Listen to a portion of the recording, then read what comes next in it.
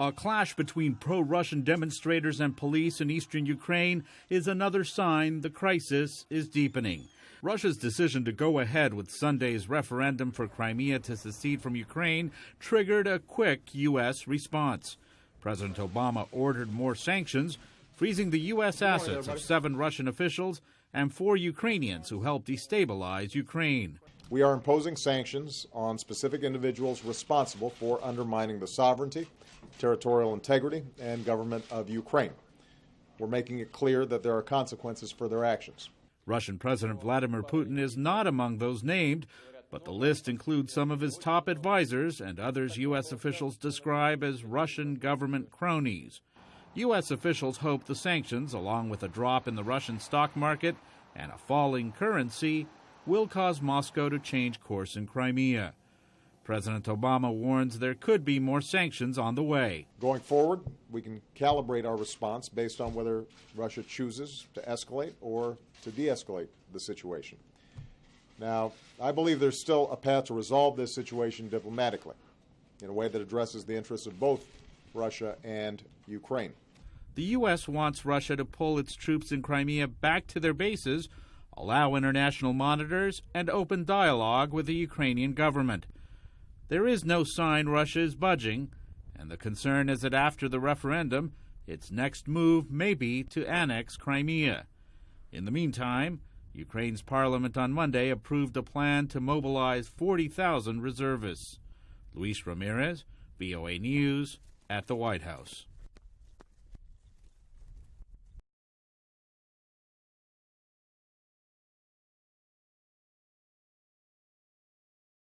Hey guys, W7, June 4th, 2013, and Russia warns Obama that a global war may be coming very soon if they do not stop Monsanto. Now, for those of you that are not aware, many countries have banned Monsanto GMO foods from coming into their country. Russia, one of the largest countries to lead this pack, is saying that there are chemicals that are put inside of these agents that are killing the bees, flowers, and that just one kernel of corn that has some of these agents on it can kill a bird. One kernel of corn. You have Switzerland, France, Italy, Russia, Slovenia, Ukraine, Japan. Now you have South Korea joining Japan on banning U.S. wheat imports after shocking GMO contamination announcement by the USDA. And yes, did you hear about this on your evening news? Bet you didn't. It's why I do what I do, folks. They're out there spreading this genetically modified food in our country of America. Do none of you people realize that every other country on this planet is rejecting Monsanto? The only country that is not doing a damn thing about it is the United States of America. They are allowing this to happen. You and your children are eating this stuff. Monsanto has been around a long time. They're worldwide. And if all these people in all these countries are banning them, well, where do you think all their products are going? To you and your family. It is very disturbing. And it's so disturbing that Vladimir Putin was so ticked off when John Kerry got to Russia that he made him sit for hours while he cooled down because he was so pissed about this whole thing. Didn't even want to talk to him. Then when he did walk in the room and talk to John Kerry with his long face, he just basically went off. And he said, you can go back and tell Obama that we're not dealing with none of your stuff, none of your products, none of your imports that have any of this GMO stuff, and that if he doesn't stop it, it could lead to world war. This is real deal, folks.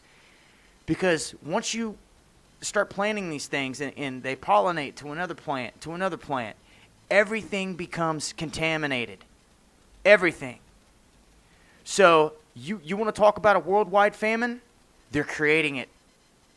Within 20 years, if they keep this ball rolling, there will be.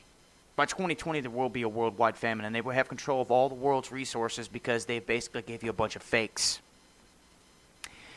Russia's pissed. I believe that you should be too. I'll leave links because this affects you and your family. And trust me, it bothers me to know that There's people in this country that don't even care about what's going on, and there's a leader of another country. He's not even a leader of our people, and he cares more than our own damn president. I'm not saying he's a god or he's an angel, but I'm telling you, he cares more than this man. The communist does. Can you believe that? Anyway, I'll leave links, guys. Y'all stay safe. Till next time, Dabu 7 with some underground world news.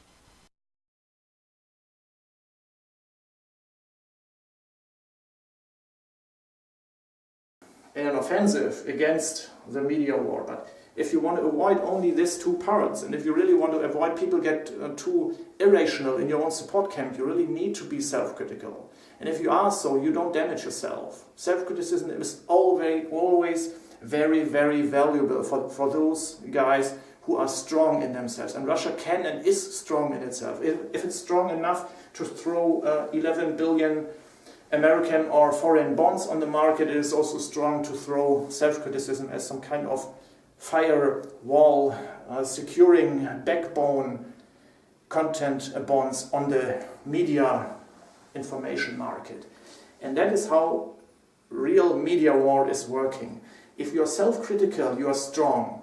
And you need to be self-critical, even if you know that some people will misuse your information. And so you don't get too polarized. And my experience of the last weeks is that the people in the Russia camp, and I would even call it, and it's very dangerous to have something like a camp, a Russia camp, the people in my network, and two of them I quitted my discussions with, not because I don't like them and they do good work, even to counter the media bias of the West, but they get too one-sided. And if this is also reasoned by some kind of more Russian-like emotionalizing and solidarizing media, you see that there is something like a reasonable point of criticism of polarization and politicization, and maybe even more also one-sidedness of the direct Russian media from the country in itself. But this is totally different from Russia today, and anyone who is taking the Russian translated videos sees that there's a totally different tonage, a totally different intonation. There's some people really in a Western-like style simply painting the other side. And it could be even good to solidarize in Russia in a different way. And so Liz Wall's criticism not to air Ron Paul, and this is really something which should be taken serious, and I'm very thankful for the Corbett report and even for Ray Dawson, not to one-sidedness take the side of Russia, but also to be critical and say Russia has its own interest, and they're not all holy guys who didn't do anything wrong in Russia and the government. Putin is no holy person. I'm not a holy person too. I'm a Christian, but I get sanctified, and no one is really expecting that Vladimir Putin is something like the rider on the white horse who can protect the West from everything and anything. And this is the impression you get if people get, and they even without wanting, they get emotionalized, solidarized, polarized, according to Vladimir Putin. But I would really do one very, very big, there's a big difference between this solidarization in Russia around Putin, because it's more reasoned. It is made with more facts. It's not based on so much lies than the Western media spin, and you can really see the difference between the different solidarization spins. If you have these two spins, it's still dangerous if you have this polarization around Russia, around Putin, pro-Russia thing, if you don't have the backbone of self-criticism and reforms inside that. And for that reason, somebody criticizing like Abby Martin is pure gold.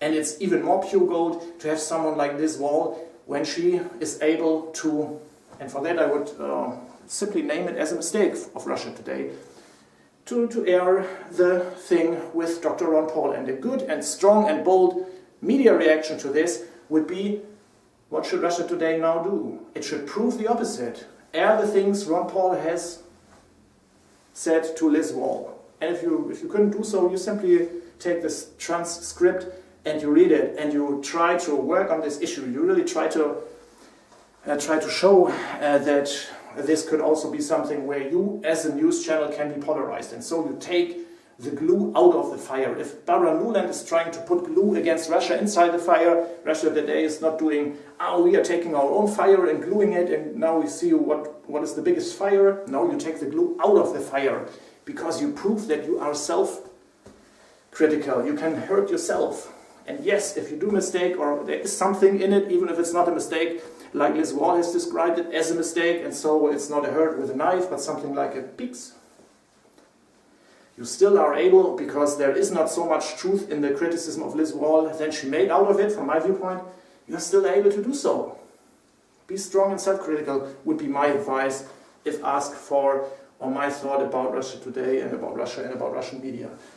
And, well, and I'm sad about that, because I couldn't make my points clear discussing these things in my German pro-Russia networks. So I really decided not to work any content inside this anymore, because I got attacked there.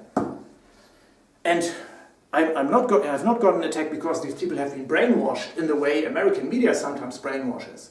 No, but they still have been polarized in a way with more truth in it. Yes, I could understand their point. It is very, very important to know the points of Russia, and I can agree to much of their points, but I still don't want to be polarized. I don't want to stand there with a big head and say, Russia, Russia, Russia, and I don't want to, as a German and even as a Russian, I don't want to hold my Russia flag. Why should I do so? Even as a good Russian, if I would be in Russia, or a good Russian fan, I don't want to have one German flag here and a Russia flag and flag both of them. No, my way is not the polarization highway, because it's too fast, it's not sustainable, and it's crushing against the media war and wall of divide and conquer.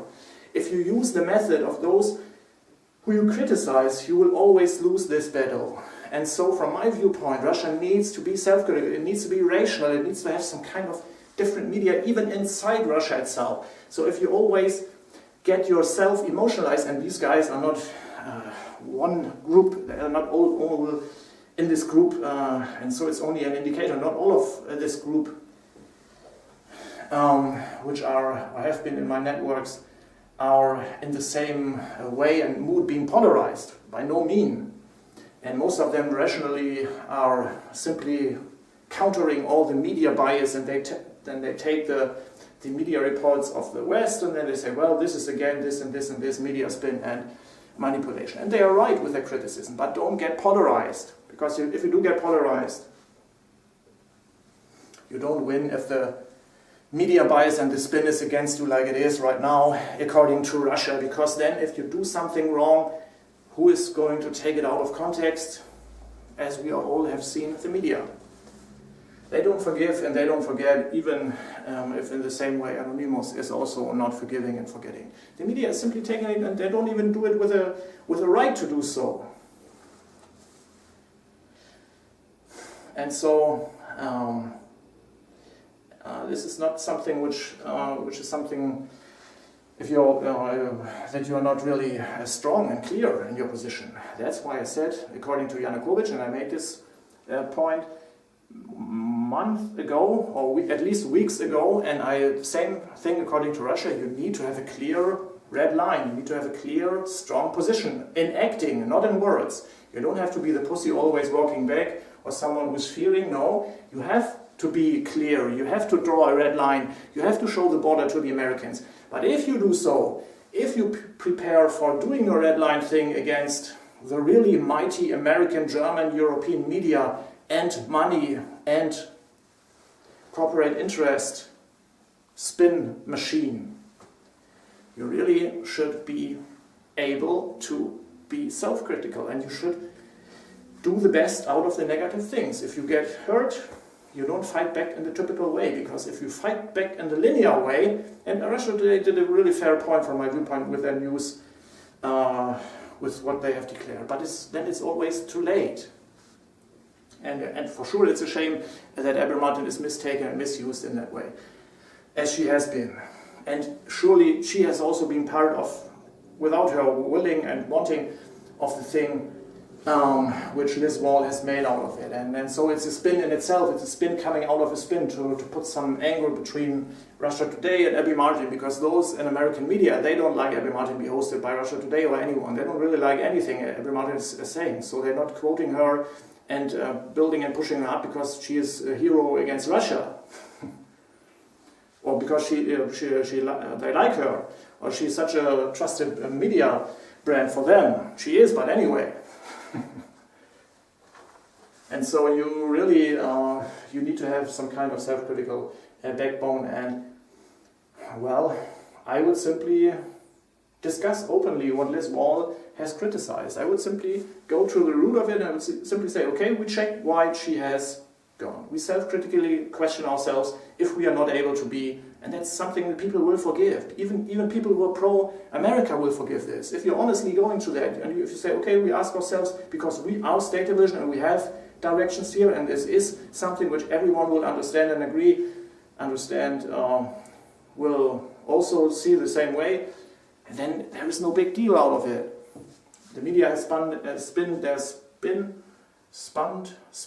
I don't know, they spin, and they have done so, and they will do, but this is a good counter, and you prepare yourself not to have the thing again. And for a last point, self-criticism, I guess Russia today has self-criticism in itself. So even why I got into a disagreement with my pro-Russian friends is why they say, why they misquote me, I speak about more self-criticism. If you watch, for example, and even I, for myself, sometimes ask myself if this is a wise move to invite guys like they do on Russia Today, for example, especially on Worlds Apart and Sophie and Co. They have really self-critical elements in itself. They invite and do interviews in a much, much broader scale than every American media, corporate media would do.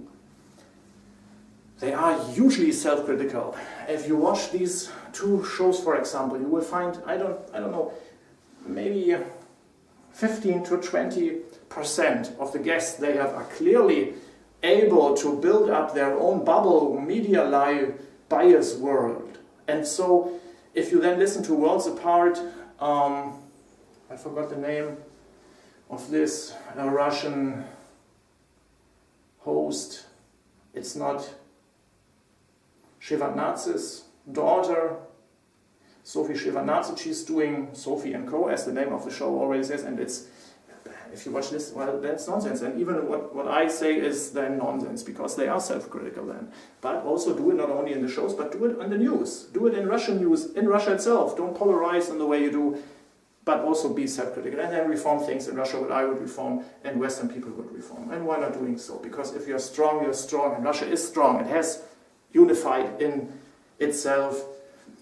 And so this is also something which needs to be mentioned, that Russia is then using this whole thing to solidarize in itself. If you have an outer enemy, it's good for Putin to solidarize with that outer media bias. And you see that he is solidarizing with more or less truth. And there's a huge difference to solidarize in lies, as according to the Iraq war and according to Syria, when the Western media do so.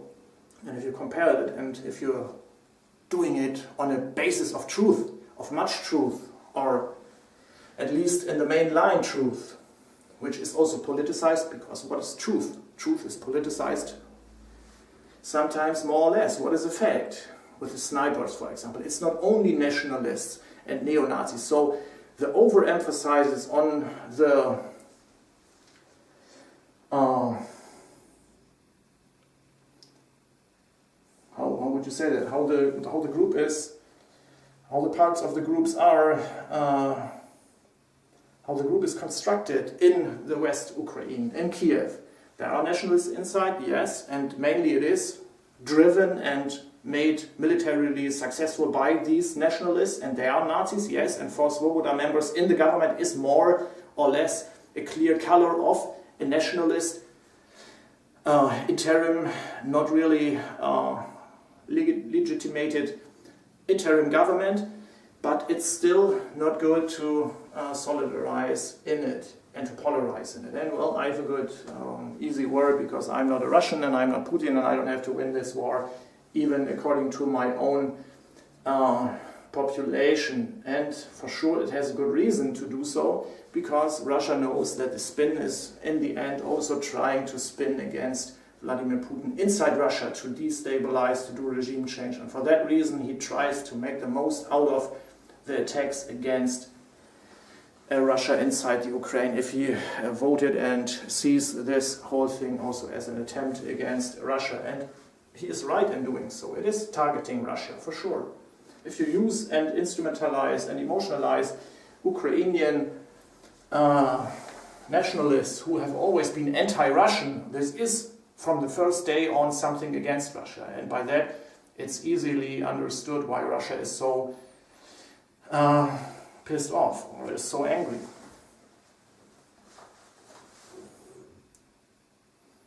And for last time, I still need to strongly request in the discussion and debate in the West, as in Russia, as in the Ukraine, as in the internet, the focus more on the comparison of the two offers in the best outcome of the Ukrainian. There is no real debate about what is the offer of Russia. I'm not able to compare the offer of the IMF, of Europe. There's only some numbers and some bubbles around in the media argument world, so that the West Ukrainian, they have no idea how to compare what is the best thing for us. How is the best way out of our crisis? Is it the Europe IMF offer? What is Russia going to do with us if we vote for Russia in Crimea? What is Russia going to do if we simply do a different thing like we do right now? How to end and escape this radicalization media trap put into place by the Ukrainian government inside the Ukrainian media. You need to find a way to counter this. You need to find a way, and not only with saying that they are nationalists. No, you need to make a clear offer to the Ukraine, and you need to make the offer in an open media debate, because if you simply make an offer to the interim government, you then kill Yanukovych and you value up someone who's illegitimate, who is not legitimate, excuse my bad English, like Yasenyuk, and which you don't like. So you don't make the offer directly to him, you do it beside the diplomatic way, you simply do it openly in the media. And that's, well, classical diplomacy will possibly speak against that, because you will then throw your if you would compare it with something like a poker game, you would too easily throw yourself on the table. But I don't think in this surrounding it would be like that if you do it in a reserved and good way, and if you really compare the things, and if you only attack the American offer and the IMF offer and show the negative things in that, that's the one side. But where's the Russian offer different? What did you offer already? What is the reform thing? What is the concrete plan? Do some kind of interviews from my viewpoint with those guys, and try to reach the people in the West Ukraine and in Europe, that there is a door open back to a unified Ukraine in a peaceful way, solving this thing, and in a peaceful way to really build up, as I've said in different videos, the Ukrainian economy. And so, well, and the last thing I wanted to mention is the people who then attacked me, they simply said I shouldn't say anything to that because I'm not into that materia, or I don't have the authority to do so. And I think, well, that's not the way I think and I work, and that's not the way I want. According to myself, people speak about myself, and that's not the way I function. If I invest myself and criticize Western media bias, I also invest myself, and Russia has not asked for that, but anyway, I still invest myself in criticism of Russia too, because if you do media critics, you are not one-sided. And if you are one-sided, that's many, many times the proof that you are not really trustable, or that what you say is not really balanced. So, and in this case, it is simply a strategic mistake of Russia not to discuss this. Self-criticism and a concrete offer. For, I guess, the 5th, 6th or 7th time, I call for this and ask for this, according to the Ukraine, in German videos, in English videos now, and I still, if Yanukovych would have done what I try to work out, which would be a solution to that problem, he would be still in power, and the transition would be peaceful to elections. And then we come to a next problem. Maybe Russia is even not interested anymore in something like in Ukraine, who is, in a way, more dealing with Europe and more dealing with America and also Russia, because they think they can win the thing and split the thing, and that's better for them because they can draw the red line in a different way. If they have Crimea, eastern Ukraine, back again in their own country, this could also be some kind of calculation which would really work, because the majority of the people in the east and in Crimea will clearly decide and vote for Russia, and that's their fair choice from my viewpoint. And so it's no attack on the Ukrainian country integrity. I think that's nonsense. If someone is deciding to split apart from a nation, that's their fair choice. If Eastern Germany wants to be Eastern Germany, a free, confederated part of Germany, that's fine with the rest. I don't have anything against Eastern Germany split again from Western Germany. There's no world breaking together, or I'm not breaking together because someone is breaking apart. And so, and it's a logical consequence normally. The West has escalated the so-called and initiated the so-called revolution, which is an uprising and financed and controlled uprising using nationalists against Russia. And so if this is firing back right now, they will already have known this. This is the first sad thing. They have priced in the separation, and they give a damn shit. The people groups who want to get land, who want to speculate with Ukrainian agriculture property, with land property, who want to build up the new European defense line, who want to sell weapons, they are happy with a split Ukraine. America has no problems in the end with a split Ukraine. Russia should have a problem with a split Ukraine because it's losing its bridge point to Europe. And so it needs to do different, but it needs to do and needs to be in the offense. And for that reason, I think it's not too bad if you really also accept or support the split of Crimea apart from the Ukraine. And so it's a dilemma in the end. Should Russia accept its influence only in the east and in Crimea, which is guaranteed from my viewpoint? It's not manipulated because they are Russians, and I think it's better to do the way and to target the way I've described with different offer to the whole of Ukraine, without pressuring the west of the Ukraine, or using the instruments with the gas pipeline. That's not good for Germany, it's not good for Russia, it's not good for Europe, because the whole trade relation with Europe is on stake, it's not good for Germany, it's not good for Russia, because the American interest is very clear to get fracking inside Europe, inside the Western.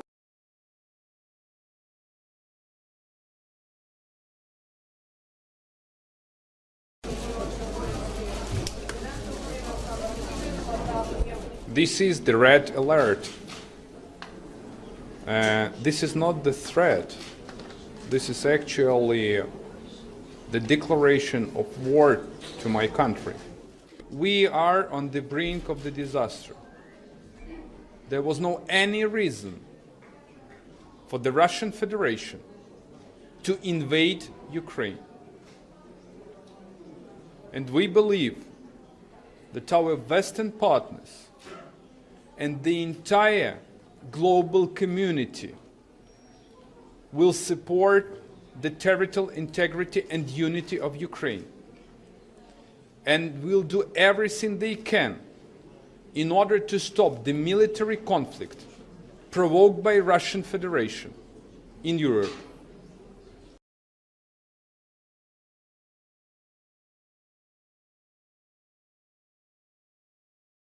And the president was never serious about it. Could I mention another issue to you? Did you hear about Mr. Putin's statement about me today? No. What did George Bush used to call him? Pooty Poot. What has he said about you? Well, when the demonstrations took place a few days ago, I said, "Dear Vlad," I tweeted, "Dear Vlad, the Arab Spring is coming to a neighborhood near you." Well, there's, if you get it, we'll send it to you, but it's an AP story by a guy named Vladimir Ishkinikov. Putin rejects any redo of fraud-tainted vote. Apparently he was on a call-in show, which he does once a year, and he talks about how he says there's nothing wrong with the election, etc. And he says Putin also lashed out at U.S. Senator John McCain, who had goaded him with a Twitter posted saying, quote, "The Arab Spring is coming to a neighborhood near you." Quote, listen to this, quote, "He has the blood of peaceful civilians on his hands, and he can't live without the kind of disgusting, repulsive scenes like the killing of Gaddafi," Putin said, referring to McCain's role as a combat pilot and prisoner of war in Vietnam. Quote, "Mr. McCain was captured and they kept him not just in prison but in a pit for several years," he said. "Anyone in his place would go nuts." Well, I'm not making that up. You've been insulted by a mafia kingpin. I wouldn't go traveling over there right now if I were you. Yeah, I was going to say I'm not going to ask for a visa. Listen, while you're on the lines, one other thing. But by the way, this reaction, he is very, very unsettled by this demonstrations in Russia. On December 24th, they are planning huge demonstrations all over the country. It'll be very interesting. Most of the so-called Russian experts say that this will come to nothing. Well, they said the same thing about Tunisia and Libya and Egypt and Syria. So we'll see. We'll see what happens. Now, before you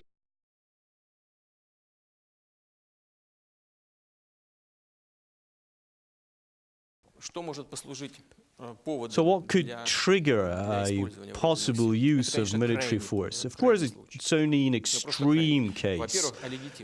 As for legitimacy, as you know, the legitimate and President Yanukovych requested Russia to use military force to defend the lives and health of Ukrainians.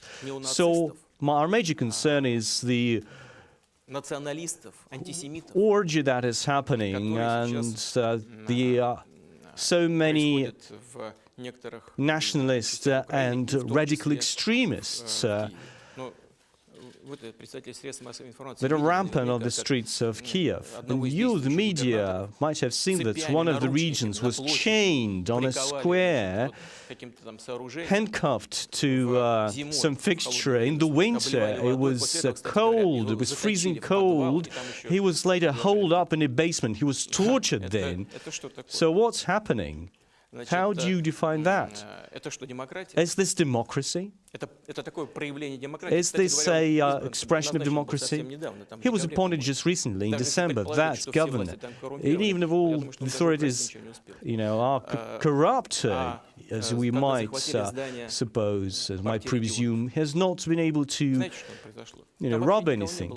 But when they seized the building of the Party of Regions, there was none there. There was just one technical guy there, and he told the protesters, we've got a woman, I'm an IT guy, I have nothing to do with politics. Could you let a woman out? He was shot dead right there. The second IT guys, was forced into the basement, and they threw Molotov cocktails at him and was burned alive. So when we see that, we realize what is a major concern for the Ukrainians, ethnic Russian and ethnic Ukrainians, Russian-speaking people who reside in the southern and eastern regions of Ukraine. So this is their concern, this lawlessness. And when we see that this kind of lawlessness starts in eastern Ukraine, and when they ask us for help, and we do have the official request by the legitimate president, then we reserve the right to use all of the means to defend these people. And we believe that this is legitimate. Perfectly legitimate. This is an extreme means.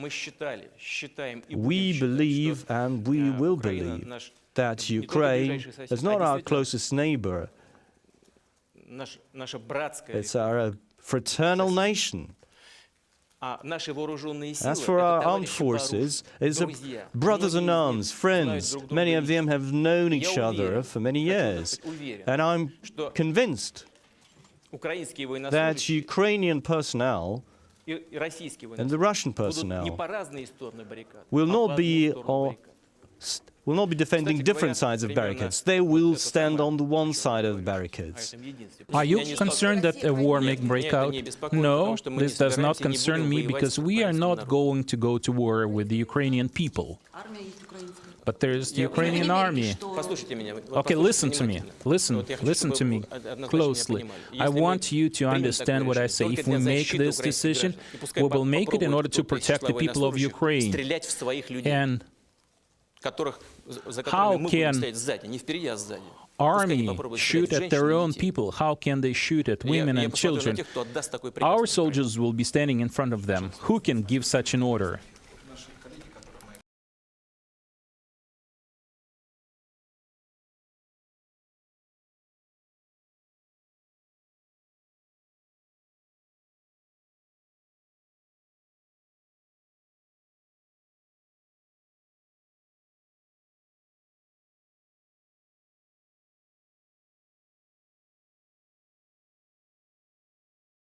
Government cronies. U.S. officials hope the sanctions, along with a drop in the Russian stock market and a falling currency, will cause Moscow to change course in Crimea. President Obama warns there could be more sanctions on the way. Going forward, we can calibrate our response based on whether Russia chooses to escalate or to de-escalate the situation. Now, I believe there's still a path to resolve this situation diplomatically in a way that addresses the interests of both Russia and Ukraine. The U.S. wants Russia to pull its troops in Crimea back to their bases, allow international monitors, and open dialogue with the Ukrainian government. There is no sign Russia is budging, and the concern is that after the referendum, its next move may be to annex Crimea. In the meantime, Ukraine's parliament on Monday approved a plan to mobilize 40,000 reservists. Luis Ramirez, VOA News, at the White House.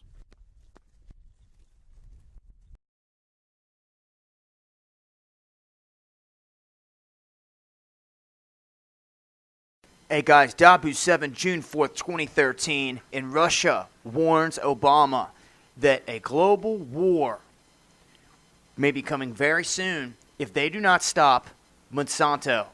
Now, for those of you that are not aware, many countries have banned Monsanto GMO foods from coming into their country. Russia, one of the largest countries to lead this pack, is saying that there are chemicals that are put inside of these agents that are killing the bees, flowers, and that just one kernel of corn that has some of these agents on it can kill a bird. One kernel of corn. You have Switzerland, France, Italy, Russia, Slovenia, Ukraine, Japan. When John Kerry got to Russia, that he made him sit for hours while he cooled down because he was so pissed about this whole thing. Didn't even want to talk to him. Then when he did walk in the room and talk to John Kerry with his long face, he just basically went off. And he said, you can go back and tell Obama that we're not dealing with none of your stuff, none of your products, none of your imports that have any of this GMO stuff, and that if he doesn't stop it, it could lead to world war. This is real deal, folks. Because once you start planting these things and they pollinate to another plant, everything becomes contaminated. Everything. So you want to talk about a worldwide famine? They're creating it. Within 20 years, if they keep this ball rolling, there will be. By 2020, there will be a worldwide famine, and they will have control of all the world's resources because they basically gave you a bunch of fakes.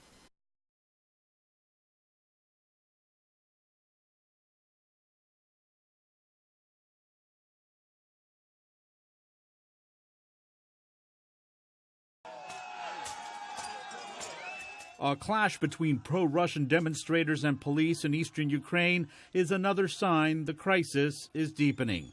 Russia's decision to go ahead with Sunday's referendum for Crimea to secede from Ukraine triggered a quick U.S. response. President Obama ordered more sanctions, freezing the U.S. assets of 7 Russian officials and 4 Ukrainians who helped destabilize Ukraine. We are imposing sanctions on specific individuals responsible for undermining the sovereignty, territorial integrity, and government of Ukraine. We're making it clear that there are consequences for their actions. Russian President Vladimir Putin is not among those named, but the list includes some of his top advisors and others U.S. officials describe as Russian government. Now you have South Korea joining Japan on banning U.S. wheat imports after shocking GMO contamination announcement by the USDA. And yes, did you hear about this on your evening news? Bet you didn't. It's why I do what I do, folks.